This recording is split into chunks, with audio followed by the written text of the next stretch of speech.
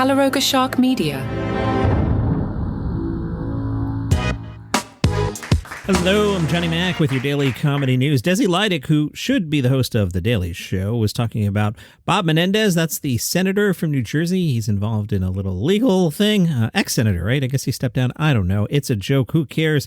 She said Bob Menendez's argument is that his wife was secretly orchestrating a corrupt international bribery scheme and hoarding gold bars in his house, and he never knew it. And that, gentlemen, is why you need to ask your wife about her day. I love that joke. Desi again, talking about some schools in the South putting back the Confederate name. She said, let's be honest, this isn't about restoring your heritage. If it was, then you'd name it, hey, my cousin's kind of hot high school. She tagged it with, I can make that joke because I'm from Kentucky and my cousin's kind of hot. She's fantastic. Just give her the show. Let Jon Stewart do Monday, have her prominently feature on Monday, and let her do the other shows. That way, you've got a transition plan, you've got a good host already there. Why are you not making the move? Deadline profiled Desi during the week, and she joked, has Comedy Central done any focus groups and checked feedback? Have you checked my Twitter comments lately? Because I feel like someone's making a huge mistake. She's been with The Daily Show since 2015. When I walked into the correspondent job, I never in a million years thought I would have a shot at sitting at the desk, but I knew how big and rare of an opportunity it was, and I needed to jump in there and put my hat in the ring, and I'm grateful. It's pure delight. Sometimes it's messy, sometimes you make mistakes, but you think, well, I'm not going to do that again. Let me pivot from there, and I'm definitely pretty type A, and I like to do my homework. I like to prepare as much as possible, so the one thing I can do is get ahead on just doing research on the guests that I'm going to have on. I like to read the books. I watch the series. I always want people to feel comfortable and ask the right questions and be prepared. She said she got a tip from Jon Stewart, who explained the difference between long-term issues and short-term news, or as Stewart calls it, climate versus weather. I thought this was really smart. It's as if Jon Stewart knows how to host the show. Desi says, we've had so many evolutions of the show in the last 9 years, and we've had challenges with the pandemic, filming from home, figuring out a way to make the show under those circumstances, then coming back last year with the guest hosting. Yeah, I mean, Trevor's been gone like 18 months already? Figure this out, guys. The beauty with all those changes is that creatively, you can stay pretty fulfilled by challenging yourself and making the show in a new way. Now, to be able to have a little desk time, getting to play with my friends and try out duos, it's like a dream. Apparently, the Joe Rogan fans are not happy with Jerry Seinfeld. Jerry not making a lot of friends this month. Jerry was on Bill Maher's Club Random podcast. That's been making a lot of news lately, and not really for good reasons. Jerry told Bill Maher, when you go, Larry King, that was always so great. It was great. That show. Don't you think there's a hell of that show? Maher said, well, I think it's Joe Rogan. Tim Dillon, whose podcast is fantastic, but someday he's going to be canceled and I'm going to run so far. You guys would be like, John, you told us for years to check out Tim Dillon. I'm going to go, I never said that. I never once told you to listen to Tim Dillon's podcast. What are you talking about? I have nothing to do with that guy. KJZZ. All right, time out, because I'm 15 at heart. You know how like a station will be like, WFAN, and they'll go, The Fan, or it's, I don't know, KISS in Los Angeles, and they go, KISS FM, that kind of thing.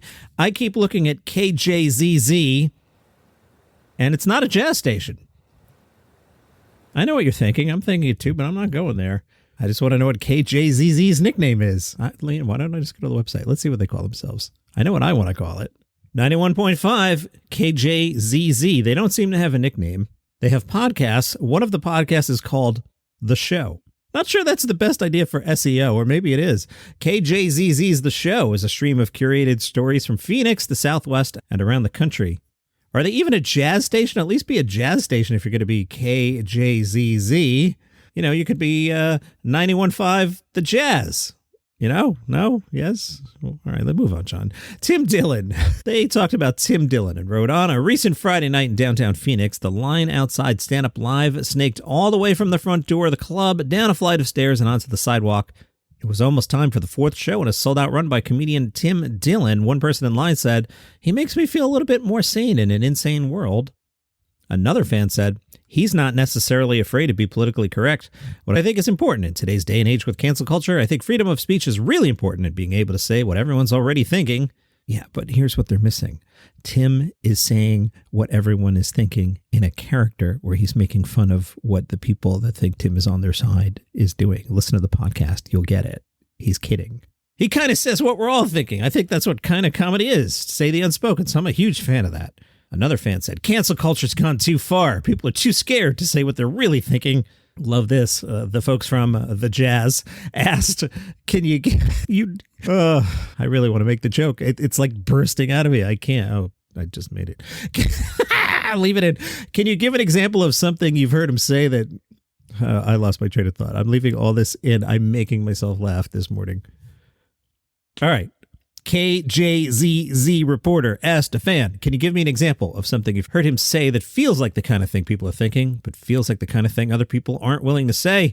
The fan said, well, I don't know. Is the stuff maybe I'm thinking, but it's just, it's stuff that's maybe come up in your head throughout the day, and he just comes up with something that's similar enough to where you connect to it.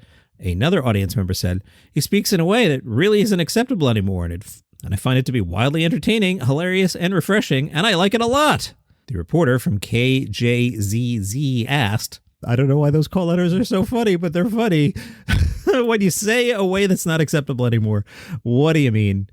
The audience member said, well, just specifically things that are politically incorrect, And we all know these things that you're not supposed to say and that you can't say, and that all's well and good, and that's how it's supposed to be. But there's a huge vacuum for that in today's modern life and times of the society. All right, let me call a full time out here because I have the giggles.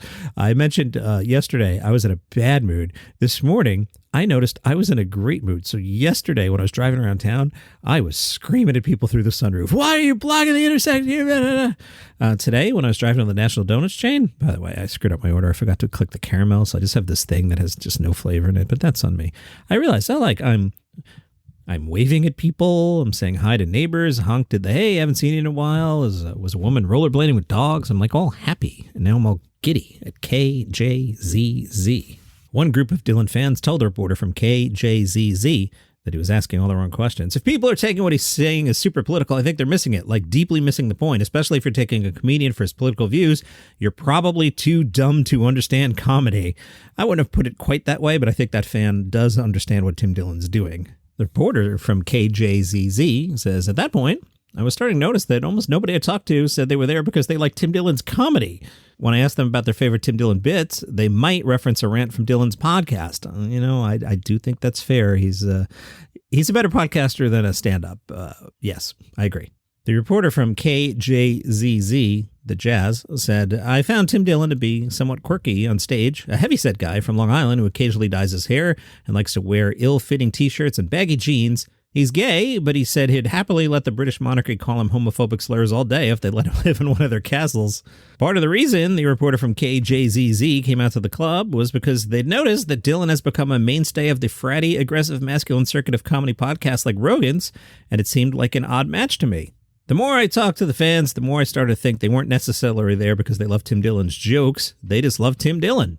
One fan said he's personable. I mean, he grew up in blue-collar Long Island, so he's just relatable. I grew up in Queens, so yeah, I get Tim Dillon. I've been listening to his podcast for about 2 years now, every day, twice they said, which is interesting because it comes out once a week. There's a separate episode on Patreon, but that's at most twice a week. Every time I do cardio, I know he's a big guy and I'm a big guy myself, so I like to take his inspiration, his political advice, whenever it comes to current events. I love his position on everything. The reporter from KJZZ, the Jazz, wrote, Tim Dillon went into his act, and I gotta be honest, I don't remember most of it, but that's not because it was bad. It's because at the very end, something happened that I've never seen at a comedy show. Ooh, what's this? I've probably been to several hundred comedy shows. They always end the same way. The comic hits their final punchline, or they don't, and they put the mic back in the stand. They say something like, I've been so-and-so, thank you, good night. No, they don't. They crush with the final line, and they wait for the crowd, and they go. They don't go, and I've been Dave Chappelle, have a good night. They don't do that. The reporter from KJZZ, the Jazz, says that's not what Tim Dillon did. He'd been on stage for about an hour, and as he built his last riff to a furious crescendo, the crowd was roaring. And then, right at the moment I imagine every comic dreams of all day long, he didn't leave the stage. Dillon stood there for a moment, letting the laughter subside, and then he started doing some crowd work. He starts asking a fan, how you doing? Things are good? Working? You finding work? The person in the crowd says his last job had been playing pro rugby. Tim says, what do you want to do outside of rugby? The random person in the audience says, honestly, I want to be a comedian.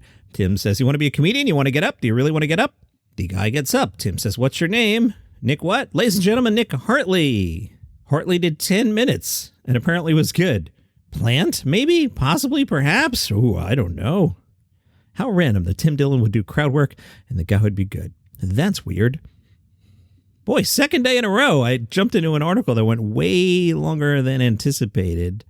Let me do some housekeeping here. So with Netflix Festival in Sydney and Melbourne, all that behind us, the shows, theoretically at least, will get a little shorter now because that segment takes like 2-3 minutes. We're also heading towards Memorial Day, so the news is going to dry up. The week after Memorial Day is usually a slower week. So if you've gotten addicted to the 20-minute episodes, they're going to start creeping back more towards that 9, 10, 11 mark, at least for a little bit. I don't really do it to time, other than at some point I look at my timer and I go, okay, this is too long now, shut up. For example, I just bumped 4 or 5 stories from the first half that I can use in the upcoming days, but I didn't expect to go that long with Tim Dillon. All right, so that's the housekeeping segment.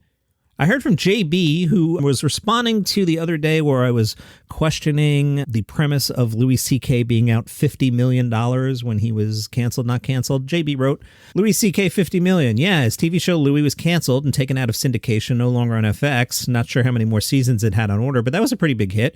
Potentially 4 more seasons missed out on. Plus, he had a movie about to be released that got dropped, more potential income. I forgot about the movie. Great point. Stopped touring, another revenue stream killed. Respectfully, stopped touring for a minute. I mean, he's playing Madison Square Garden, so he's doing okay there. I don't think $50 million is far off, considering he was at the top of his game when he got called out. Let me see how much he was making for the FX show. All right, this from the Hollywood Reporter back in 2017. John Landgraf, the head of FX. I don't think this is really going to answer it, but it's playing on the same side of the street. Landgraf said, yeah, Louis called me at home on a Saturday and said, I'm really having trouble saying this out loud, but I think I need to not make Louis for a while. This was after the last season in 2015. It was very surprising to me because we had unilaterally rewritten his back-end definition and given him very, very lavish financial incentives. All right, JB, you made an excellent point. Landgraf said, look, I'm feeling trapped by being this version of myself I play on this TV show, and I'm feeling trapped by the expectations that I now go out and do this again. I know I can't do it right now. I have to go do something else. Landgraf says, so what are you going to do when you have that conversation? Well, you could go the Dave Chappelle way and back up a money truck and say, Louis, I'm going to pay you $50 million to make 2 episodes of TV or whatever it is. All right, and I'm not being difficult here. That implies that it was less than $50 million. But anyway, JB, thank you for listening. Thank you for taking a minute to write in. I know it's really easy to listen to a podcast, whether it's this one or a different one, and be like, I hate that guy, or that point is stupid. I truly appreciate anyone who takes a minute to write into the show. My email is in the show notes. Always happy to hear from everybody. I was emailing on Friday afternoon with one of the listeners just about stuff. Always happy to hear from you guys. So JB, thank you for checking in. You know, as for me, I always try and explain, it's kind of like running, right? So I've ran 2 marathons very slowly. If we ranked all the people on the planet, I'm probably factually in the top 2% of people that run a lot of miles. So I run more miles than a lot of people, but the people that are ahead of me are way better at it, if that makes sense. So in terms of comedy, I don't know everything. I just know a lot more than the average person. Like walk down the street and say Tim Dillon to 100 people. You might go 0 for 100. I know a little bit about Tim Dillon. We're in the Facebook group, which is Daily Comedy News Podcast Group. Richard had mentioned he went to see Gianmarco Ceresi, partly because I had been talking about Gianmarco. Again, walk down the street and say Gianmarco Ceresi to 100 people. Most people aren't going to have heard of him. So I know a lot. I don't know everything. And I'm sure I mispronounce comedian names every single episode.